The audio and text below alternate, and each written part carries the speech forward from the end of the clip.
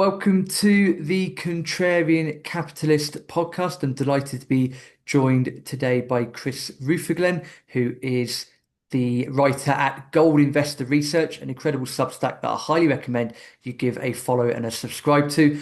Gold Investor Research provides unique and in-depth analysis of the gold market based on data-driven research, and we're going to tap into a lot of excellent charts and information today. So just as a heads up, if you listen to this on podcast format, I'm sure that Chris and I will do our best to explain the charts, but I'd highly recommend you go and actually check out the video because of the amount of information that will be shared. All of that being said, Chris, welcome to the Contrarian Capitalist.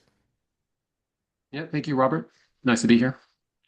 Great to have you here. And what I'd like to touch upon today, we were just speaking off air that you have an array of different targets based on different information. And I'd like to bring in things such as like the Fed rate cutting cycle, for example, because I don't think that's something that people really think about too often. I should also point out, because it's been an interesting week to say the least, it is Thursday, the 22nd of January. So that's when we are recording this, just in case things change between what we say and when this video goes out. So, Chris, with the excellent chart deck you got, it's an open book. Where would you like to start? Yeah, so I think we could start with sort of a big picture overview of where we're at. So I'm going to share Mhm. my screen, and then we can go from there. So what we have here is the Fed funds rate. So at the top is the Fed funds rate, and then we have the two-year yield. Those two sort of follow each other, or some say that, or like Gunlock tends to say that the Fed follows the two-year yield. Mhm. So it's kind of a way to get a little higher precision or higher resolution on where these short-term rates are going. That's at the top, and at the bottom is the gold price. And you can see the gold price sort of goes through these series of consolidation, advance, and so forth. And now you can match these periods up with the Fed funds rate cycle, and it turns out to be a fairly good timing clock for figuring out where you're at in the gold cycle as well. So, for example, we can start at the 2008 period. So you Mhm. had a hiking period into '07, and then by late 2007, 10-year yield reaches a peak, and also the two-year yield reaches a peak around the same time. Then around the start of the rate cuts, you have the gold price breaking out. You see here, it breaks out, and it starts to advance upwards. So we call these transition periods, where it goes from one consolidation to another. So those are transition periods. And then you can also call it, from another perspective, advances that occur during the rate cut period. And we can distinguish that from the QE period, but we'll get to that in a moment. Mhm. So when the gold price is advancing during this rate cut period, it tends to, as I mentioned, begin uh, around the time the rate cuts start. And then it tends to reach its high, its local high, or what we call the rate cut period cycle high, around midway through that sequence. And then once you get further, and typically this is associated with going into a recession. Because the reason why the Federal Reserve is cutting rates is because um, their indicators are suggesting that the economy is sort of slowing, and are trying to, I guess, get ahead of it, if you will. Yeah. So that early stage of the slowing economy tends to be good for gold and bonds as well. In general, it tends to be good for bonds too. But by the time you get late or deeper into that recessionary period, so past the midway point, then sort of things change. And then typically, typically what happens in the prior cycles is that gold starts to suffer. So it's reached a peak, and then now, instead of the safe haven flight going to bonds or gold, it goes to liquidity. So that seems to be the typical pattern that you have. And then eventually it reaches a low. And in the case of 2008, you had the global financial crisis that occurred. And then out of that came some large stimulus programs, which they called quantitative easing. And now they've used it many times before or since then. But that sort of started the next sort of leg up for gold. And so it reaches its low, and it just continued up, and then it reached the high. So we define the QE periods from the start, when you get that start of the QE, or gold price reaches a low, until it reaches a high. Mhm. Um, so you can fast forward to the next interest rate cycle around 2000 period. and you got the initial gold breakout around the beginning of the rate cutting phase, and then it reached its high roughly midway through the rate cutting sequence. And then sort of this thing was this cycle was really accelerated because the COVID shutdown sort of caused the high and the low to almost occur within the same month. So it was very quick when things happened. But it was also kind of a mini cycle because it was very compressed. So then you had the QE period where you got a high, and then the gold price sort of went sideways for a long period of time. And now here we are again. We're at the rate cut period, which began in March 2024. And unlike the other ones, this one's sort of more drawn out. So you can see it's taking a lot longer to work its way lower. Right now, the Fed funds rate is around 3.625. And it's not quite, I think we still have a little bit more to go, although we're closer to the midpoint in this rate cutting sequence. It's not quite it's not there yet. So this is one indicator we use, and there's a host of other ones that also useful for determining when we're approaching that high. Mm-hmm. But eventually we'll hit it, and it's probably, at least at this point, I'm thinking maybe around say August to October. But things could change because we just have to wait for the current intermediate cycle high to be reached, and then we'll go from there. But anyway, so just to continue on with just the large framework. Mm-hmm. So then you reach a high, then it goes down to a low, presumably, and then you have the start of a big QE program, and that sort of fuels the next big leg up. And typically, it's during the QE period when the precious metals do the best in terms of their performance. Although, we've already seen the performance be very good thus far in the rate cut period, but it'd probably be even better in the QE period. And we have some targets we have sort of sketched out based on some rough analysis. But again, it is rough because we're trying to look out, say, 10 years. And, there's a lot of assumptions that need to go into that. And the error bars become a lot larger. Yeah. So that's kind of where we're at right now. Go ahead. Yeah, I was going to say, Chris, there's a lot of mitigating factors here. And the reason I mentioned the date today being Thursday the 22nd is we're seeing gold. I've got 4,872 on my screen in front of me at the time of recording. I've seen various people say, well, between 5,000 and 5,200 might work for the next, leg up. Everyone's got their own, analysis and charts out there. And also bear in mind that the next federal rate decision is at the end of January. But looking at the macro data that's come out, whether it's BLS or the CPE, to me that indicates that I don't think there's going to be a rate cut next week. But that's just my take. I'd be interested to know what your take is on where we stand as of today. Yeah, for the rate cut, it is the market's pricing in no rate cut, and one could look at that by looking at the 2-year yield, or sorry, 3 months T-bill yield versus the Fed funds rate.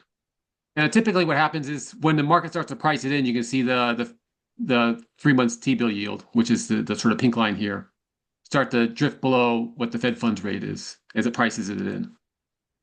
And then you can see that for each of these rate cuts, the previous one, it was sort of took like a couple weeks prior, then it really started to price it in. Now the rate cut, or the meeting rather, is next Wednesday, so about less than a week from today, which is 22nd Thursday. So there's probably almost a zero chance that they're going to cut based on this, unless some miraculous event happens, or some cataclysmic event, perhaps is a better word for it, that causes them to do that. But anyway, so if that's the case, if they're not going to be cutting this meeting, and it looks like the forecast for the subsequent meeting in March is also a no cut, that just sort of extends this interest rate cycle, in which what that suggests, if we go back to the chart where we're looking at looking for that midway point of the rate cutting sequence, then it just basically means that the gold price still has further to go till it hits that point. And then we have other indicators that are also pointing in that same direction, but from the Fed funds interest rate cutting perspective, that's what this data is suggesting. And then, Chris, with gold, because gold normally leads the way. So if gold was to continue to move onwards and upwards, given everything you've just discussed, my assumption, rightly or wrongly, would be that that would likely have a positive impact on silver as well. Is that a sentiment that you would agree with, or do you have a differing view? It's exactly right. I mean, typically the two reach their peak around the same time, and I don't think we should expect anything different on on this current cycle. So right now, if we're thinking that the gold price is going to continue higher for say till later in the year, then I think silver is going to do the same. I'm kind of scrolling through some charts here, and I think I found it here. So this is a gold and Mhm. silver price peak comparison. So you can go through each one of these different periods of time and sort of see how it's sort of played out for each of the metals. So in 2008, they basically reached their peak almost at the same time. In 2011, it was slightly different, where you had a double peak for silver, where it spiked up in, I think it was March of 2011, and then it came up for a second spike with the gold price. Not quite as high, but still, back up into that top tier range. Um, and then now we're kind of seeing the same thing. It looks like they're sort of both tracking each other. I've highlighted here um, the our target ranges for this current intermediate cycle, where we expect the two to be. Now, it's possible they overshoot, kind of like what happened in the last intermediate cycle, but nevertheless, since I think it was probably October, we put these targets out. And so far, well, at this point, it looks like, since they're already there, it's not much of a news story that they'll get there since they're already there.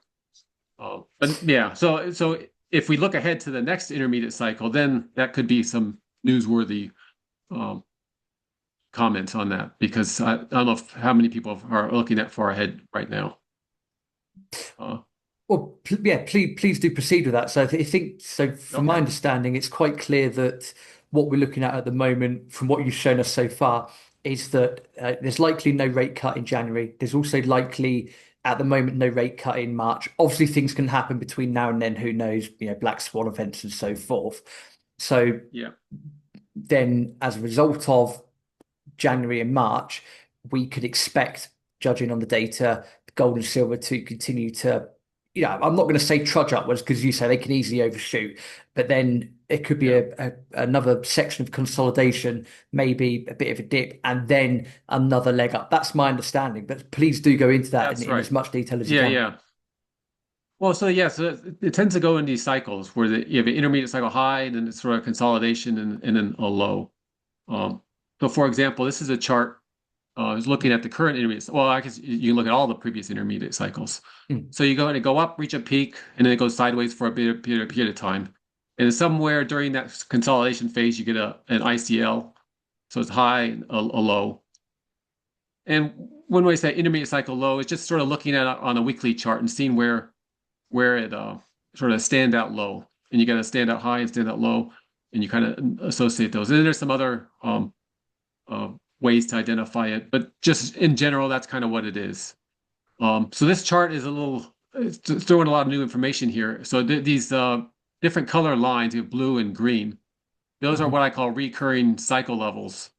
And it could take a bit of discussion just to get up to speed on that, but putting that aside for now, um, the target zone we have for this current one is the current cycle is 4,900 to 5,200. And it's just based on these two recurring support resistance zones intersecting at that point. So that's kind of where we get that. Now, and it's essentially, so you go to this inset image, you can see it's pretty much almost there. Mm. Uh, and this is updated as of the 21st, so it's not quite current with exactly today, but it's close enough. So if we take this for a larger picture, a larger view, um, once you hit this target, then we're thinking that, then it goes sideways for some period of time, consolidates. Maybe it's sort of around this 5,000 level, maybe slightly below it. And then you get a one more leg up. And the current target that I'm thinking, the only one that seems to sort of fit with our framework of doing this is this 6,700 roughly. So basically, it's projecting this level here with the blue recurring support resistance zones intersecting, and that's probably going to be later in the year. Probably be definitely before the midterm elections. But I think at that point that things could sort of start to unravel because it looks like Trump is the Trump administration is uh, his support with his base is dwindling because he's not really following through on the stuff he said and among other things. So I think between now and then they're probably going to do a lot of activity, market stimulating activity that could keep things going along. But once you get that, and if there's a change in Congress, then it's possible you could see as that activity sort of diminish considerably, and then the markets may reflect that. Uh, so That's, that's for gold. If we yeah. look to silver, Hmm. we would do the uh, similar method of viewing it, or somewhat similar, I should say. So our current target is this 5.5% of gold's mid-cycle level, which I haven't got into, but at least how you get that. But if you just bear with me, so Hmm. um, it's $84 to 101, and it's already in that target zone. So the next one that we were thinking that could come up is is probably around way 175. This support resistance zone here. So basically, what just in a quick way to say it, what these levels here are doing is sort of taking prices from the past and projecting them forward in the future by sort of scaling in that embedded inflation. So, for Hmm. example, maybe it's easier to see on the log chart, um, but you can take like the current price of around $100 is essentially the same price as it was $50 back in 2011. Hmm. Or you can go back further in time, we go back to 1974. It's basically equivalent to looks like around $7. So $100 now is the same thing as $7 silver price back in 1974. So that's kind of what this does. It just sort of projects forward, accounting for the embedded inflation, what these old historical peaks and lows would be translated to today. So if you take the peak from 1980 of $50, today that would be, if we go, you can either see it in the log chart or the normal chart. So it's like $350 per ounce. So we're quite far from that right now. And I don't know if we're going to get there in this rate cutting period. But I mean, like uh, an easier target would just be this next level down, which is this 175 target range, plus or minus some amount. Um, so that's kind of where I'm looking at. But if things sort of get going quickly, then maybe it shoot higher. But that's kind of where it's at. So the last time it reached those levels at 175 was 1980, and it looks like again maybe like 1982 or something like that, 1981. Um, so that's projecting those forward in time. So that's kind of what we're looking at for this rate cutting period. And then you get into the QE period and it becomes a little more speculative on where things are at. But I'm I'll let fast. you take it from here. I'll kick it back to you. Yeah, no, I'm just trying to summarize as I go along as well, Chris. There's a lot of fantastic Yeah. information here. So again, we've covered January, March, and then we're saying potentially there could be some consolidation. And then I think you had between August and October of this year, uh, Yeah. potentially 6,700 gold, which is a 25-30% move up from give or take, maybe a bit more than that. And then you're also saying that for silver, again, between August and October of this year, that actually, if everything plays out, we could be seeing, call it 175 for argument's sake. So yeah, it's quite interesting to see that if you're trying to put in a consolidation period in there, that actually that could be quite a substantial spike up in a short period of time. But I think this is, it, to me, it's fair to say that it's almost going to become the new normal. Again, given these price targets that we're looking at and increased volatility across the board. Yeah. I mean, it would be, I think if it were to get to that 6,700 target, that would probably be the largest move that we've seen thus far. So one thing that I have done is sort of cataloged all these intermediate cycles in the past, and you kind of get a sense of where things are at. So as of the 21st, uh, which was Wednesday, yeah, January 21st. So this is for the current intermediate cycle. So what we're looking at here is the percent return from the intermediate cycle low to the intermediate cycle high. And what we have is all these data points for the past, going back to 2006, I think it is. And then on the bottom, on the x-axis, is the time period it took in calendar days to go from that low to the high. So how long it typically takes. Now you can divide this or the data points into different sort of categories. So if you remember at the beginning, we mentioned about how the gold either is in the consolidation sort of mode or a phase, or it's in the transition phase where it's sort of transitioning between consolidation levels. So if you sort of bucket the consolidation data points in one color, which is in sort of this yellow gold color here, and then in red you can do the ones when it's in that transition, when it's actually advancing between levels. As the red, you can see sort of where the data points tend to lie. So the main cluster for data points for these intermediate cycle advances tends to be, for the most part, between 120 to 140, you can say, calendar days. So that's how long it takes to go from the low to the high. And then in terms of the percent gains, say like 18%, say we have the 35%.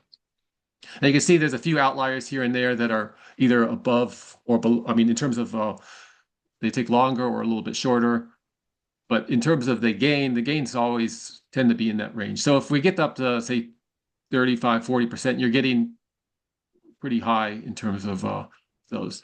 The only ones that really have stood out is above 40% have been those that are coming off of like a big down move in the market. So for example, at the global financial crisis or after the COVID shutdown, just sort of things crash and then they quickly rebound. And then you get these sort of big moves out of that. So this is sort of one way to sort of gauge in a rough sense of where you're at once you get a low and sort of trying to project forward how long it may take. So right now we're thinking that, well, actually going back a second, so where we're at currently as of the 21st of January, we're on calendar 85 of this fifth intermediate cycle with a high watermark gain thus far of 25.8%. So there's still a little bit of time, maybe a month or so remaining until you sort of get into that sort of sweet spot where most of the data points cluster. But it could have reached its peak slightly before, maybe slightly after. And it still remains to be seen where that the high is reached. But nevertheless, eventually within the, say, next couple of months, you probably get the high, and then it sort of drifts into that low. And then once you get the low, you sort of start the timing clock again and, project forward where that next high could occur. And based on that is sort of you can get a rough sense of, say, October to, say, August, October. But really, you get higher resolution once you start to know where the low is, and then you can be able to forecast about a lot better. Certainly a lot of food for thought there, Chris. What I'm interested in is, again, looking at this chart, is the two clear outliers. I'm just looking at the dates of them, one being 2020, the other one being 2009. And the reason I mention that is, again, depending on who you speak to, some people saying that there's indicators out there that's saying that, a US recession is imminent, or, it's going to happen at some time soon. And if it comes crashing down, it could be, catastrophic. And we saw similar things in, again, 2008, 2009, 2020, I think is well documented. So it'd be interesting to know if such a thing were to happen, i.e. a crash, then this gold price and even this silver price, I mean, they could rebound even more significantly if we're bringing a potential recession into the question. Yeah, so first it would reach the thinking is, and it seems to be the typical sequence is that if I just go back to that original chart here, you get the high in gold. Oh, let's see, let's pick this one right here. So you get the high in gold, and then you get sort of a working itself down into that low, and then you get that big sort of crash event, like the global financial crisis. So we're still in that period where it's still advancing. I haven't quite reached that high, but I agree that eventually you are going to hit that high, and it's going to come down into some event. And it seems like you kind of have to have that in order to get that next QE period or that big next advance for the gold price. And and just based on how the macroeconomic situation has evolved recently, um, it, it seems like things are coming to a tipping point anyway. So it's not sort of far out there to suggest that you could have some downturn of some sort, whether it's in the markets or the economy or whatever, or some geopolitical event. Something's probably going to happen, and they, in order to help sort of bail out the current problems in with like government debt and this and that, they need to have a catalyst in order to do QE because they can't just sort of do it uh, Mm. out of nowhere. Because they typically have a sequence of events that they do. They do rate cuts until sort of they exhaust that tool, and then they come in with the big guns, which is quantitative easing of some sort. Now, it could take the form of the typical quantitative easing, where the Federal Reserve is purchasing U.S. Treasury securities or assets in general, Mhm. or it could take the form of the U.S. Treasury forcing U.S. commercial banks to buy U.S. Treasuries. And essentially, that would give you a similar result in that if they buy it on credit and create new deposits, then that's going to increase the M2 money supply, and you get the sort of similar result of quantitative easing, and that would sort of fuel that next rise up. But yeah, so I guess to summarize, we should be looking for a sell off in the gold price eventually, but it's just not we're not quite at that point yet because we haven't reached the high. Oh, fair enough. But again, thank you for being, precise with that analysis. I think a lot of people are going to take, some great information away from that. And Chris, I'm just trying to put all of this together in my head at the same time. Because I know that those that are really looking at gold, you've got things like the commitment of traders, COT as it's commonly known as. How much of an impact does that have in any gold analysis or uh, yeah, given all the geopolitical things going on, is it still an important metric and something that's really good to look at still? Yeah, I mean, I definitely look at it. I mean, it gives you a perspective on where the traders are currently at. And so here's a chart showing one of those trading category groups, which is called the managed money traders. And these tend to be hedge funds. And if you look at sort of historically, they tend to be momentum-based traders. They follow that kind of a strategy, meaning that when the gold price is going up, they're increasing their long positioning. And when it's going down, they're doing the opposite. So typically they go in sync with or go in sync with each other. So for example, you can look at this period here in 2024. So their long interest. All right, so what's being shown here is their long interest divided by the total open interest of gold futures contracts outstanding on the COMEX. So it's just a way to give you perspective. So basically, they were increasing their positioning. The managed money traders were as the gold price was going up. Now that's the typical way that they operate. So it's positively correlated. Mhm. But at certain points in time, the opposite happens. And that's when you want to take notice. So they reached their peak around 52% of the open interest, which is to say that the managed money traders owned over half of all the contracts on the COMEX exchange, which is quite a bit. So they were one could say that they were extremely overweight the precious metals Mhm. and by early 2025. Now, since then, they've started to drop that down.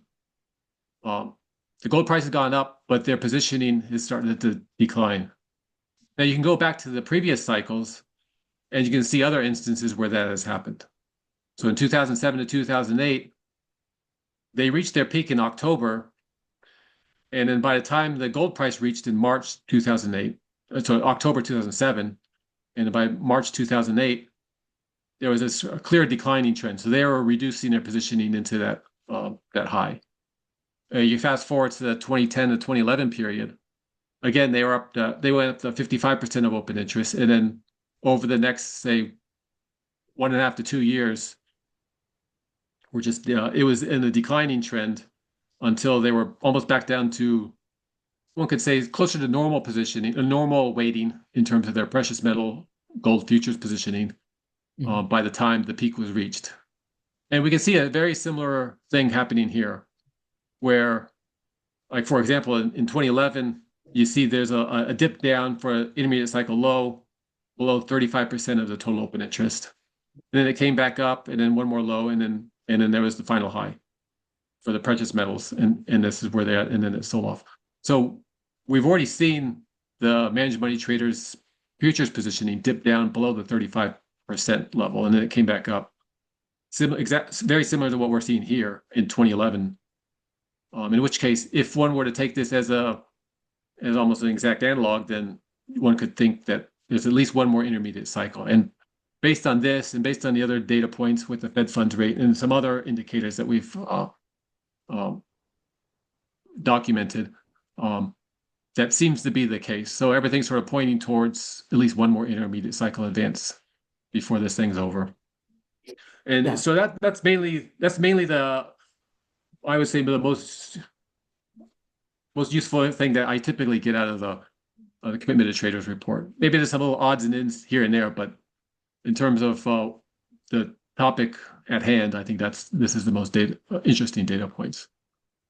Totally agree. Again, I wasn't, with the question, I wasn't aiming to be flippant with that at all. It's just good to get your view on that. And now I've seen that chart myself, I have to say that's, Yeah, we can look at what's happened in the last 15, 20 years, and it does give us a decent idea of what could potentially, be laying ahead for us down the road. yeah, yep, definitely. Chris, in terms of, so we've discussed, 2026 and what could potentially happen. You've also mentioned that, if, there are other signs out there that indicate that there could be a bigger jolt to the equities markets and so forth. I know you've shown a chart that had, even higher targets for gold and silver, but if you can go into them and take a bit more of a longer view. So given everything that's going on Okay. and all the data that you have, what do you think is going to happen in the long term? Yeah, so if we think, try to do some early work on what that QE period could bring. So this is after we reach this peak this year, presumably this year, and then after it reaches its low, whenever that occurs, maybe it's 2027, and then you're going to have that next big advance upwards. How high could things get? And for that, within our framework, the best way to sort of figure that out is to know where the money supply is. So if you can figure out where the money supply is going to be at some future date, then you can use that as your input to figure out what the price of the gold price could be at that future period of time. Mhm. So that's kind of the framework how we look at it. So what would be a good way to approach that? Or the way that we're approaching it is the following. Um, so it turns out if you take the ratio of all sector debt in the U.S. to the money supply, M2 money supply ratio, from 1920 roughly to almost the late 1970s, it was in a fairly tight range, around 2.5%, or not 2.5x. So the debt was 2.5 times larger than the money supply. After the late 1970s, it became on a path or trend upwards, and then it reached its peak in 2008. Mhm. Uh, so basically, that's to say that the debt is growing much quicker than the money supply. And then once you reach this peak, then they started the QE, and then now money supply is increasing faster than the debt.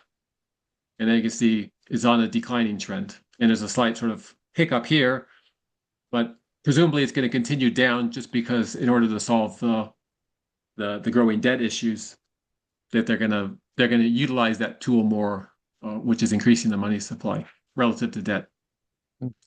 Um, so if you project this forwards and assume it's going to return to this equilibrium, or what we're calling this equilibrium level around the 2.5x, then you're probably looking at the 2030s period.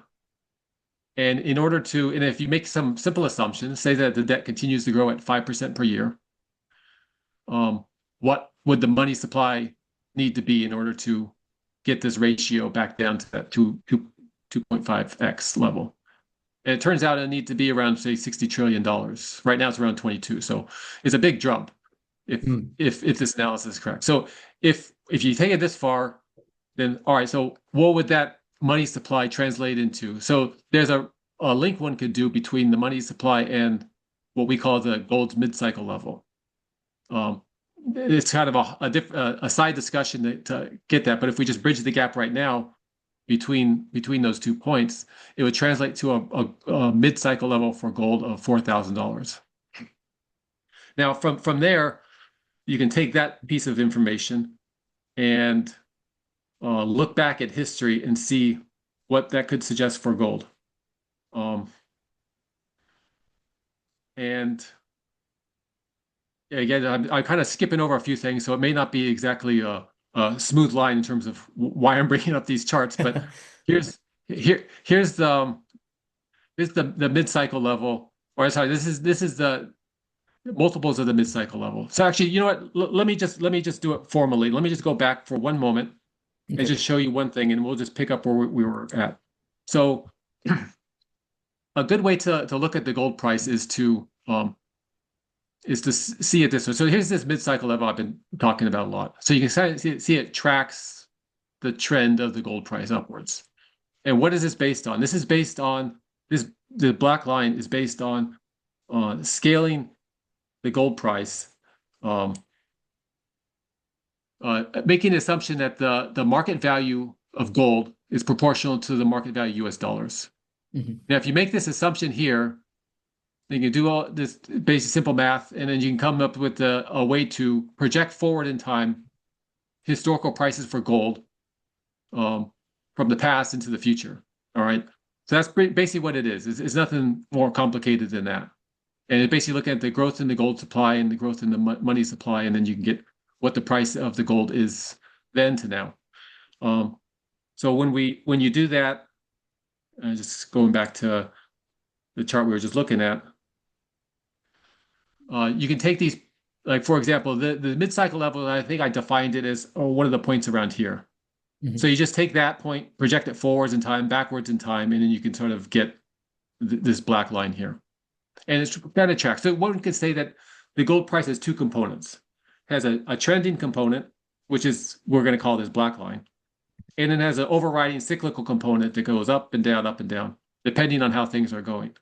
Now, what drives the cycle is real interest or real yields. So inflation expectations versus against nominal yields. Mhm. And yeah, basically that's the main thing within the framework that I'm using. So if you get that, so now what you do is you divide the gold price by the mid-cycle level, which case what you can do is extract just that cyclical component. So you sort of put the trending component, which is the black line, aside, and you can just get the cyclical component. So here's the cycle. So you can see it cycling around this mid-cycle level, which essentially now is 1 because we divided the gold price by the mid-cycle level. So you can see it's kind of getting up, it's getting to a level that it was similar to in 1980. That's how Mhm. high we're getting. Now, I'm going to jump forward to that original slide we're at with that background in mind. Uh, and what we'll see is there's a way to sort of project forward so if you know what the money supply is, and you can make some, notice we have a high in 1934 when they revalued the gold price, another one in 1980. And if you just project that forward, that line, which again, this is rough analysis, so I could be wrong on some assumptions here and there, but just this is one way that one could approach doing sort of long-term forecasting would be something like this. So you project it forward, you would get to a multiple of a gold price multiple of its mid-cycle level around, say, 6 to 7. So let's for argument's sake, let's say it's a 6 multiple of the gold's mid-cycle level. Mhm. So 6 times 4, which is $4,000 an ounce, which was the mid-cycle level we figured based on getting the money supply to that 2.5x level, would be around $24,000 gold price in what we call the QE period. So that's kind of the rough analysis that one could do in order to get that. Now, I could be wrong on the timing. Maybe it's sort of late in right now it's just I'm saying sometime in the 1930s or 2030s, not Mhm. 2030s. So is it early or is it mid or is it late? those things could change this value a fair amount. I mean, not by 2x or 3x, but it could be 20,000 versus 30,000 or something like that. Um, but nevertheless, that's kind of how you would get that price target as a quick overview. And then for silver, you can do the same analysis. Um, and for that, you can just go to a similar chart. So now we're trying to extract the cyclical component for silver. So we're taking the silver price divided by its gold's mid-cycle level. And Mhm. what you can get is you can see that certain levels tend to reoccur. So for example, what we're calling the 5.5% of gold's mid-cycle level, you can see there's four previous cycle highs that reached their peak. Well, I guess now there's a fifth one right now, assuming it reaches a peak here around this level. So I think it's a good way to view the gold price or sorry, in this case, view the silver price by looking at it with the inflation or de-embedding the inflation component, and now you can see it in its cyclical perspective. So Mm. that's where we're at right now. So if you were to think, well, where did it reach at its very high? In 1980, it reached 21% of gold's mid-cycle level, so way up here. So the if you say the gold's mid-cycle level, if you project that as $4,000 an ounce, then you take 21%, so 0.21 times 4,000 is $840 for silver. So that's Wow. one way one could get that. Now, or you could say, well, maybe that was just a blow off peak and maybe it's not going to get there. You try a lower level, which is at 10.5%. So now you're talking about, say, 400 and say 420 or something like that. So yeah, $420. So there's still a upside and probably potentially more upside for silver than gold. And that tends to be how things go. So if you look at the previous cycles, um, here's silver to gold. So here's a plot of silver to the gold ratio. Um, and what I've shown here is you have the gold price at the top, and then in sort of the shadow is the Fed funds rate. And then sort of highlighting the two periods, the rate cut period and the QE period. You can kind of see how things go. So when the silver to the gold ratio, when that ratio goes up, that means silver's outperforming gold. And when this goes down, it's vice versa. So Mhm. during the rate cut period, perhaps during both periods, typically silver performs best late in the period. So in the rate cut period, it performs at the very end. It gives that outperformance. And it's similar for the QE period. But what we also see is that during the QE period, it really puts its shine on the silver to gold ratio, meaning that silver is really outperforming gold. So based on this, if gold's going to 24,000, then silver is going to probably outperform it. So then you probably think that that higher level is probably more likely. Um, so this is useful in two regards. One is related to the discussion we just had regarding the QE period being sort of when the silver puts its shine on, but also it's helpful to see that silver outperforms gold typically late in the advance. Um, so if we go to where we're at currently, for a long time, for most of this rate cut period, silver has not been outperforming. It's just sort of been going sideways. And it's Mhm. only in the past few months that it's really started to outperform, which is another hint that things are getting closer to the end than the beginning for this rate cut period. So eventually it's probably going to reach a peak, then come down, and then go sideways, and then you get the big blow off or the big move during the QE period.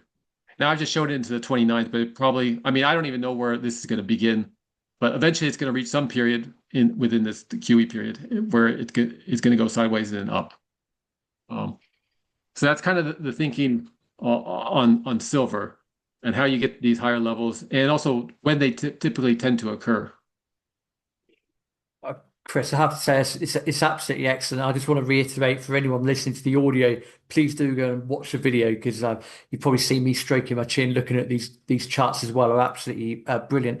I know that people will crucify me if I don't ask about the potential uh, low targets for this year as well. Because obviously we've discussed what could happen between August and October in gold and silver. We've also looked at, as you've just shown, a much longer term picture, but it's going to be that bit in the middle. I know people would crucify me if I didn't ask you.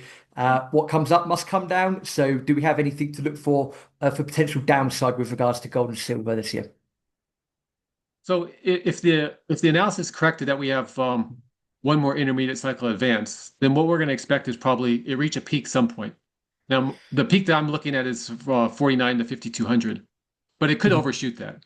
So either it goes into it, it reaches a peak here, and it comes down slightly below it, or it overshoots it and sort of consolidates back within the zone.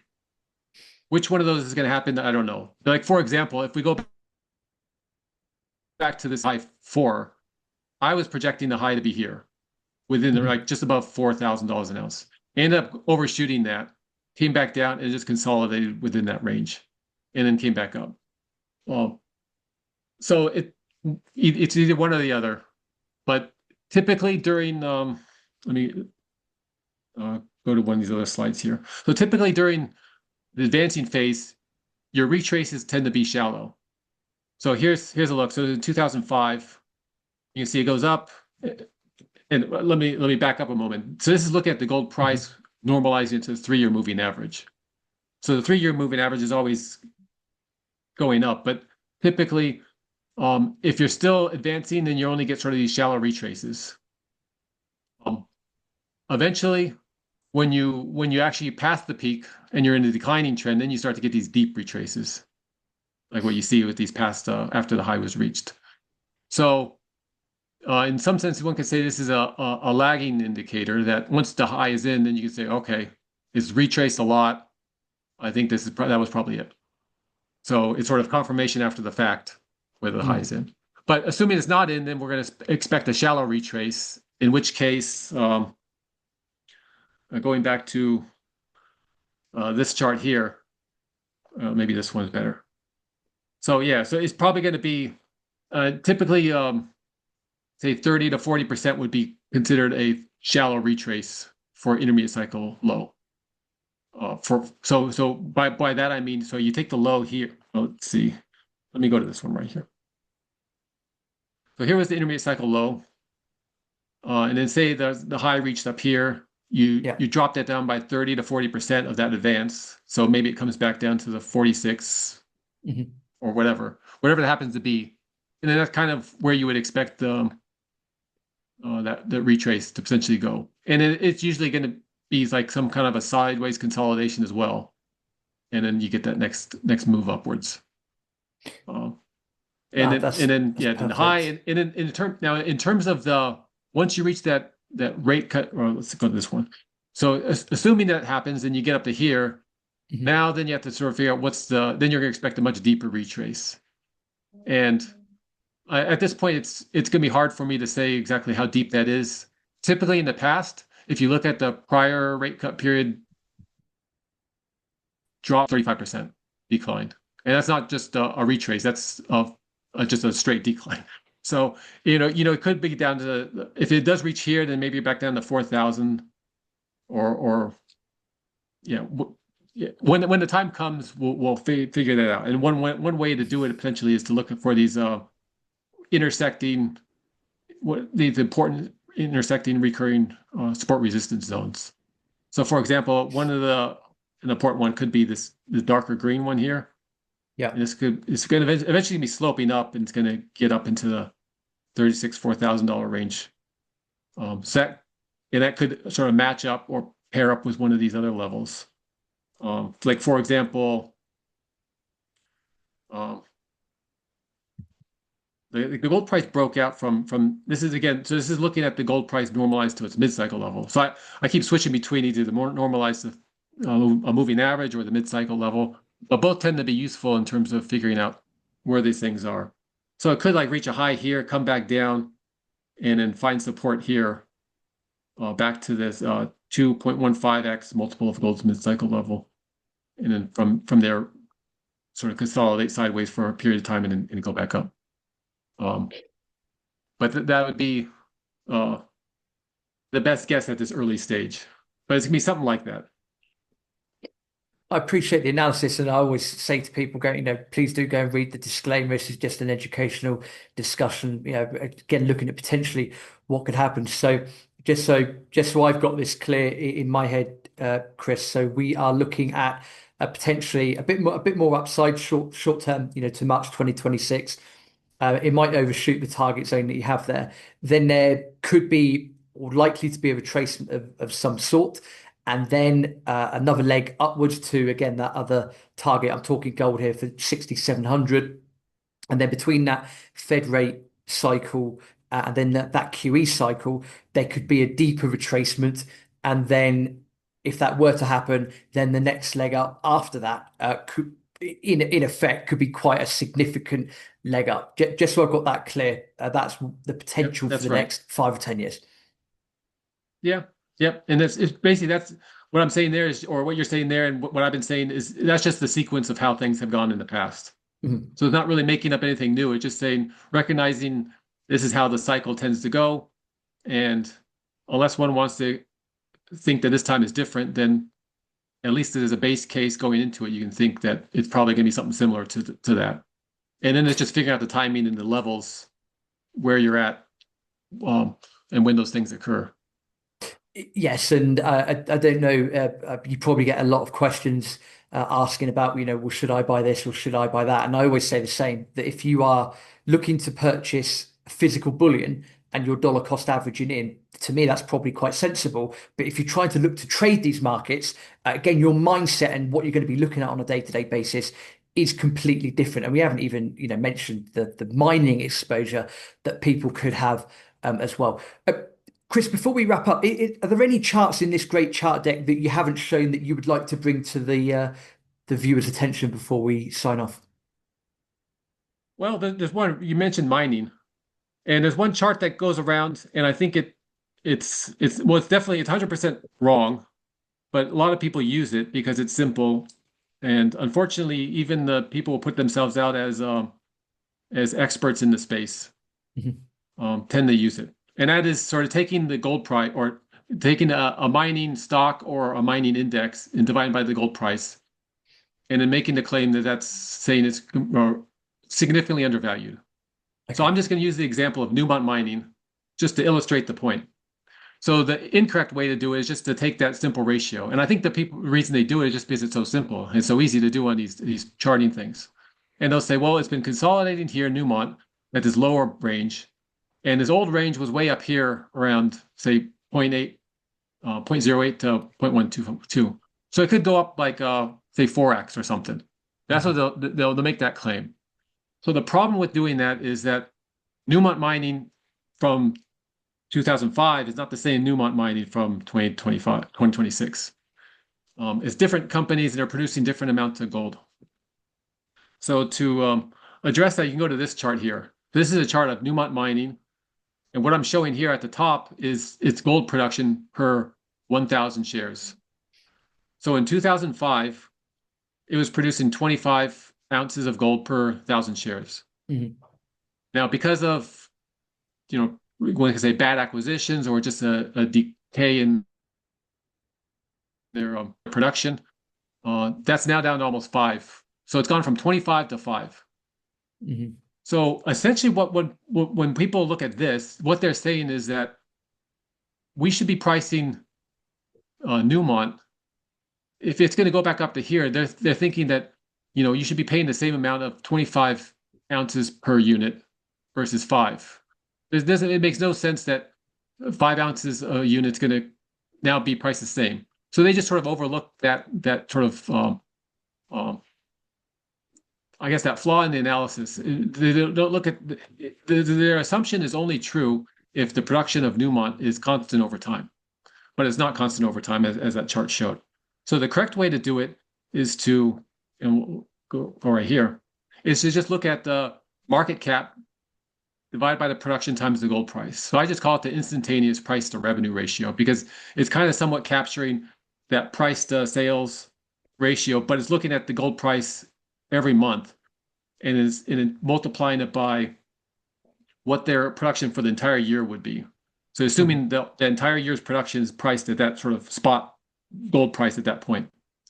And then if you do it that way, things aren't, it doesn't look extremely undervalued. It looks sort of within the range that it's supposed to be in. So for Newmont, it's sort of slightly above its mid-cycle level.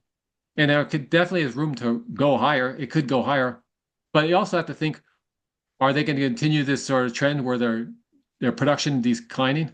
Because if you hold it Mm. here and you're getting 25 ounces of gold per thousand shares, and now you're only getting five, and you sort of think, well, are they going to continue that decline rate? But if they are, then you probably don't want to pay as high of a multiple because it's sort of a declining business. Now there are companies that are better performing than that. So here's Agnico Eagle, and obviously that's sort of the star in terms of their performance and their grade and the management and this and that. And you can see that in their production profile. Their production profile has pretty much been flat per thousand shares, around say 7 ounces of gold per thousand shares, and it's been constant for say 1.5 decades, so over 15 years. Mm. And you can see how it's trending fairly well. It's at the top end of its range, so it's not necessarily undervalued, but if the gold price continues to go up, it can go up. And this is you would say this is just a first order analysis tool because it's just looking at revenue and you're not looking at cash flow, and that would be the more